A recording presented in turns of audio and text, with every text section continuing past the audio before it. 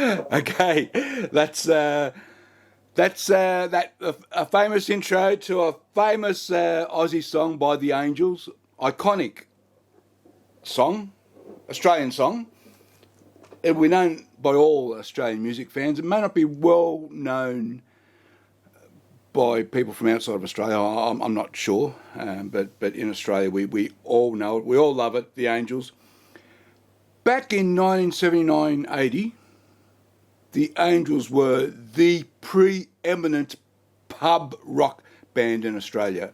Recalling that the AC/DC had already gone overseas, and a couple of bands that would become big were in their early days, say like Cold Chisel, were just starting out. So the Angels were the preeminent pub rock band in Australia, and released a couple of really good albums back in that time. I own their debut album. This is 1977. Now, this album, it's just, I think, self-titled, The Angels. This album had the song, Am I Ever Going to See Your Face Again? Sorry, I didn't give the name of the song, but, we all know it. But it's a different version. It's the original version of the song, which does not have that intro. So I don't know when that opening riff became part of the song. Perhaps they introduced it in the live shows and it became a permanent fixture after that. I'm not 100% sure, but certainly the original version of the song does not carry that riff. And then in 1978, they released this album. Now, I used to own it. I don't anymore. So I'll put a picture up. Face to Face. So this, I think, really kicked off the Angels in a big way. So yeah, this is mid-1978. Had some fantastic songs like Take a Long Line. Remember that one?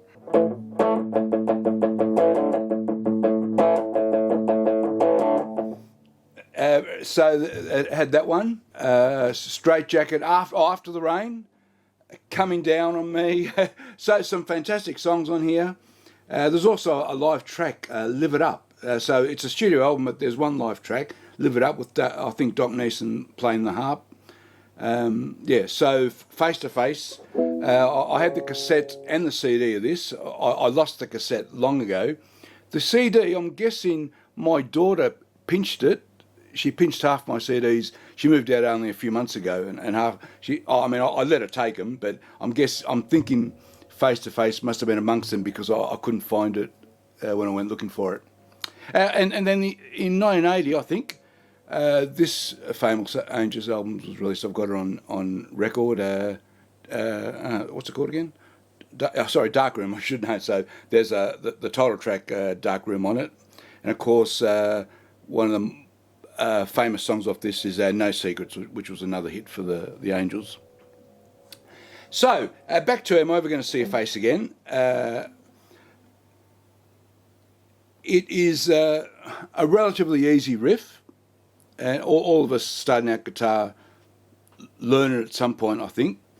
But it's also an easy riff to make sound really bad, yeah? I'll quickly just go through it and show the tabs as I go. I didn't show the tabs at the start. So this intro,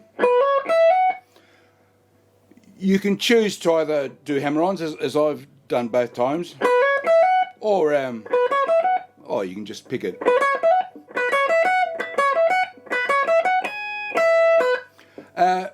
Can I say at this point, this makes a really nice practice riff, yeah? So that you practice both your hammer-ons. Yeah? So that's a nice little practice regime to practice both hammer-ons and practice picking it as well at the same time and see if you can make them sound all nice and even. So think about that one. That's a nice one. That gets repeated six times. The interesting thing is that is the chords that get played underneath while that's getting repeated. So before I go on to that, I will just discuss that quickly. It's a relatively easy song, fairly easy structure and arrangement, all of that, sort of 12-bar blues type thing. But there are three elements to this song that elevate it above stock standard garage band 12-bar stuff. Three elements that elevate into a really good song. And I think it's a really good song. It's one of my all-time favourite songs.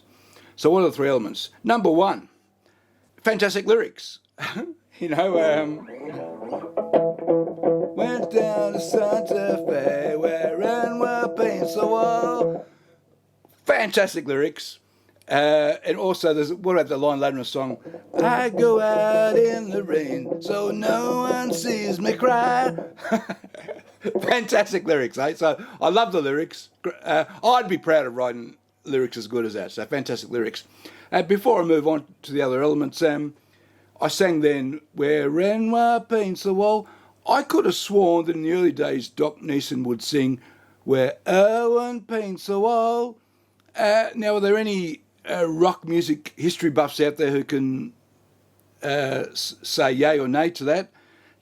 Did Doc Neeson used to sing Erwin instead of Renoir? Because in all the lyrics I see the word Renoir, but I could have sworn the name was Erwin, where Erwin paints the wall. Anyway, he's mumbling, so who knows what he's singing. But if anyone can confirm or deny what I've just said, leave a comment. I'd love to hear from you. That's element one. Fantastic lyrics. Element two. So we're back in those days. I'm year 11 when the song comes out. Year 10 when the song comes out. Year 11, I just start learning guitar, and the first scale you learn, of course, is the blues scales, minor pentatonic, and then you learn this riff, and you notice, they're all notes that aren't in the scale I know, the E minor pentatonic scale I know, or the E blues scale I know. Well, that's weird. In fact, isn't it weird to have that G sharp playing? So this was a mystery to me for a very long time until I learned, and this happened years later, I learned about the E major pentatonic. So in fact, those notes are all out of the E major pentatonic. Yeah? So, that's element number two, that these notes out of the E major pentatonic, played over fifths, give it a slightly different sound to what we might be expecting for this type of song. It does give it a different sound. Element three is, even though we're in the E scale, the very first chord that's played, in fact, if we go back, I'll leave the tabs up, the very first chord that's played is this A. So it's the very first is an A5 over a G sharp, and sonically that produces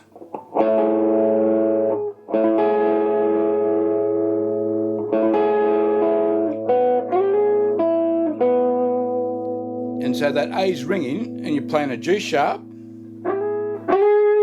Of course, that G sharp is part of an A major 7, yeah? So you are effectively playing the notes together, make an A major 7. So that's an unusual feature.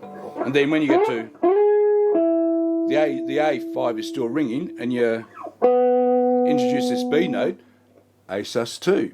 So if I play it up here,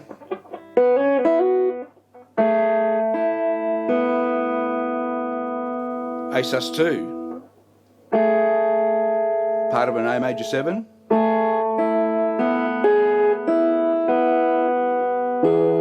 And then that's just pure E major, yeah? So once you get to, that's all E major, E major. So A major 7, E major. That is a nice little twist as well.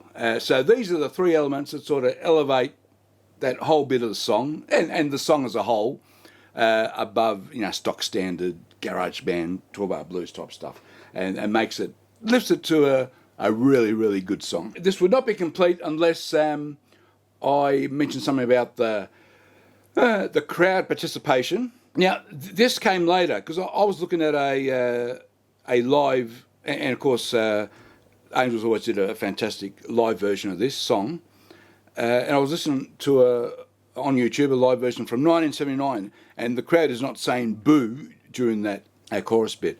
Am I ever gonna see your face again? they're not saying boo. So it came 1, 2, 3 years later. Most probably it built up slowly across many, many venues because they toured incessantly during this time period, toured all over Australia, playing, towns, cities, regional towns.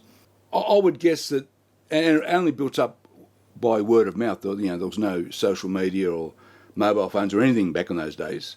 So it's built up by word of mouth, and I'm guessing it's grown gradually over a 2 or 3 year period.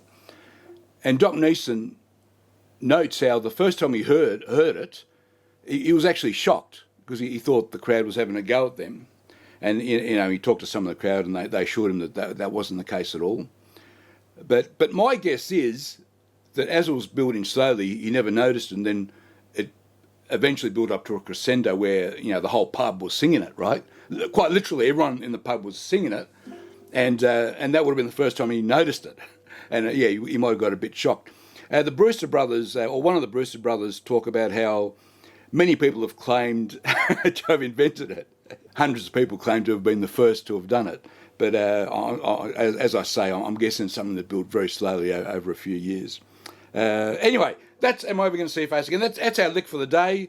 Fantastic song. And as I said, it's something you can have a lot of fun with and use it as a little practice riff. Practice hammer-ons, practice picking it, and practice, getting all those notes nice and clean. Yeah, all right. Thanks for watching. Hope you enjoyed that. Aussie classic. See you next time. Bye-bye.